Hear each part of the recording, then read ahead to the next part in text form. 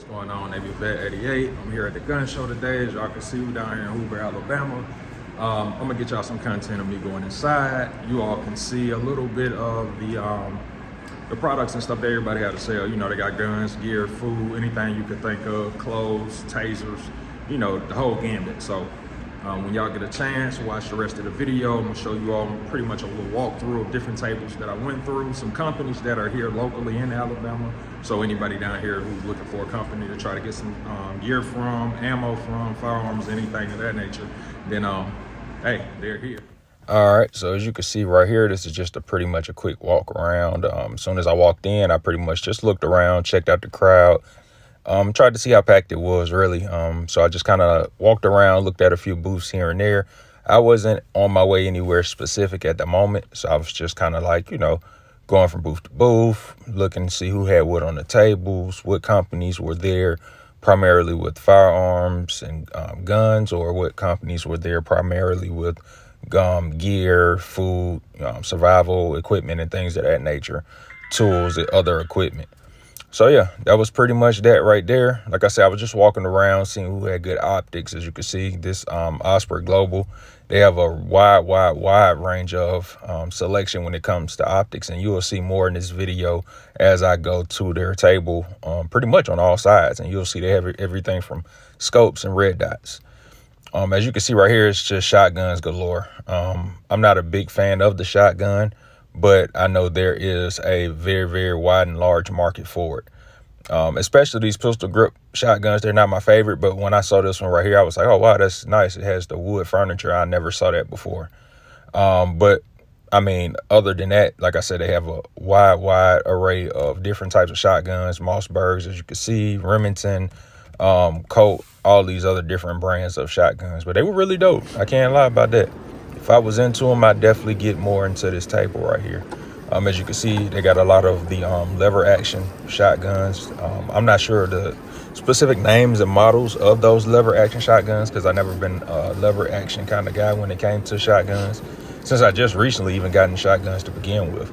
But I see that these are a hot commodity and something that's being evolutionized every day. As you can see right here, prices are crazy. Anybody who doesn't know anything about going to gun shows, hold your money for a while. And as you can see right here, we just got some nice little toys for the kids, some you know, futuristic looking things. As you see, a little wheel gun, little AR-15 platform things. It's really cool. And over here we have some of the SIGs. We have the 6 Series X Series, 6R X Series in like the Coyote FDE colorway, and we also have the M17, which has the contract with the Army, I want to say. And I really like both of those actually.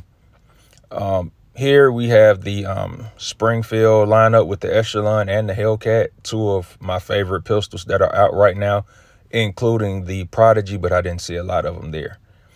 Here we just have a couple of other pistols that I'm not sure of the brand, but they look pretty cool. I could tell it's always a brand and company on their way up the ladder. Over here, it's just pretty much card holders, aluminum card holders at that. So they have a little retention on the side to open and close up. And over here, we have some less than lethal options for self-defense. And these are pretty much canister operated pistol frames that shot out basically what would be considered, like, I guess, bear spray, but in a ball. And it's effective. And as you can see, we here just more patches galore.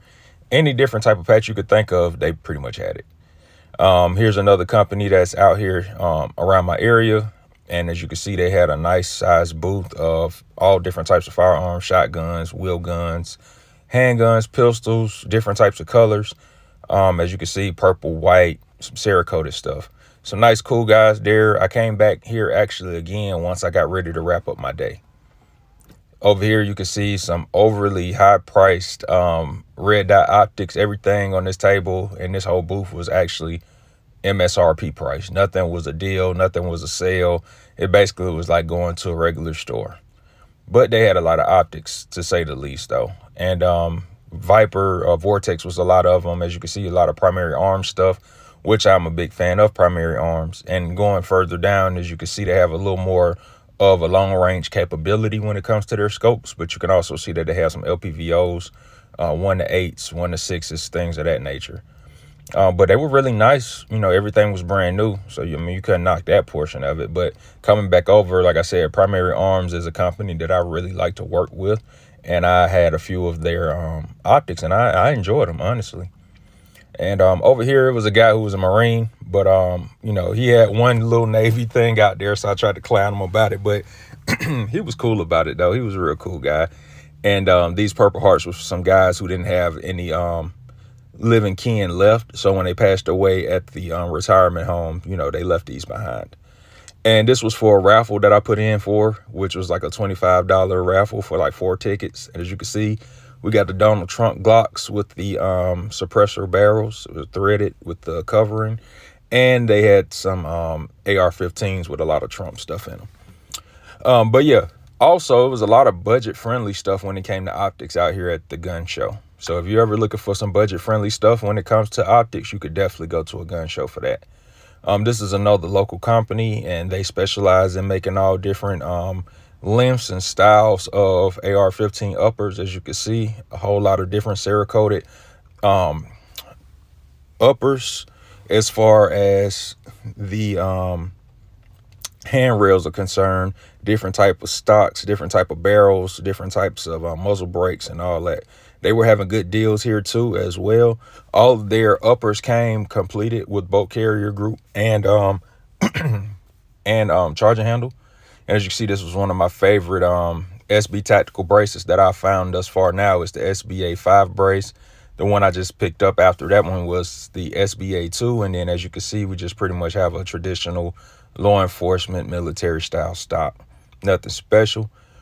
Coming over here, we had some training pistols, and these training pistols were basically for some of the budget-friendly lights that a lot of companies are selling now. As you can see, Osprey Global, which I passed by initially when I first started the video.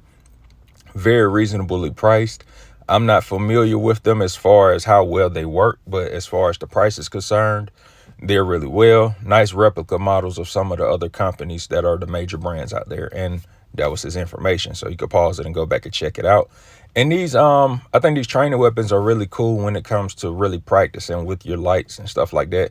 A lot of times people aren't really training with the light per se, just knowing that it's on there. But like I say, they have some really great stuff here, really good prices, some nice LPVOs right here. Some things that could really reach out. I haven't tried them at all, like I said, but the prices are nice. And if the capabilities are what they are, then you begin to bang for your buck. And as you can see, we have some binoculars, which I actually do need these, even though I run an LPVO.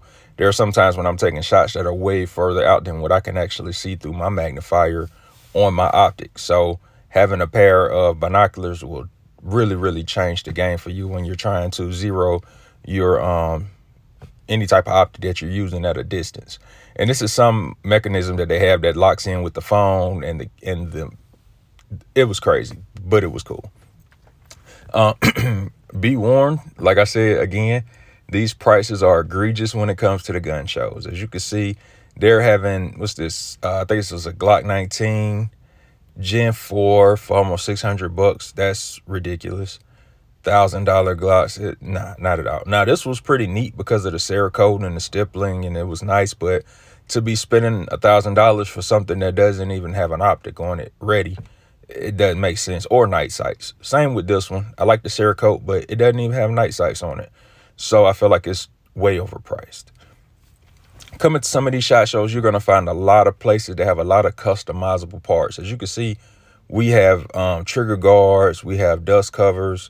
If you look further up top, they have magazine release buttons, and this is the company right here, which is BamaLaser.com, and they have deals with everything. I'm talking about they were selling groups of charger handles, as you can see, at a reasonable price, buy two deal, buy 3 deal. It was dope. And a lot of the laser etching that they're doing and a lot of the stuff that they're putting out is really great. And I'm a big Punisher fan, so when I saw the Punisher thing, I was like, I think I might want to get one of those. I didn't, but it definitely caught my eye. And like I say, coming to the gun shows, if you're not going to find guns at reasonable prices, in my opinion, unless you're looking for something specific, but as far as parts and building, oh yeah, you're going to find everything you're looking for. Over here, as you can see, a nice little Kel-Tec Sub 2000, which I would probably use something like a backpack gun, something like that. As you can see here, just more used guns with a very high price tag, although I'm not sure if they would haggle when it came to the prices and negotiate, or if the prices were firm. I actually always liked that little Bodyguard M&P or Smith & Wesson with the little integrated laser. I always thought that was pretty cool, but I'm not a laser carrier kind of guy because I don't want to have a beam flashing around and somebody sees it in their eye and anything like that. But yeah, I like that. You got the Day of the Dead, Cinco de Mayo kind of thing. Like I said, you have a lot of places out here who have nice Cerakote jobs that they've done to their guns. This right here, I'm not sure if this was the PSA dagger or what, but for the price of $550, when I know I could get that or an actual Glock itself, I'd probably rather go and just buy the Glock itself instead of a copy. But like I said, a lot of guns with a lot of nice Cerakotes, and I think that's what get a lot of people who may not be as in tune when it comes to, you know, gun prices and things of that nature. They see the color scheme, so they assume that, oh, well, the price that they're asking must really be worth it. And, you know, I beg to differ. I think it's just a good selling tactic when you're at a booth, when you're at a gun show. But hey, that's just me.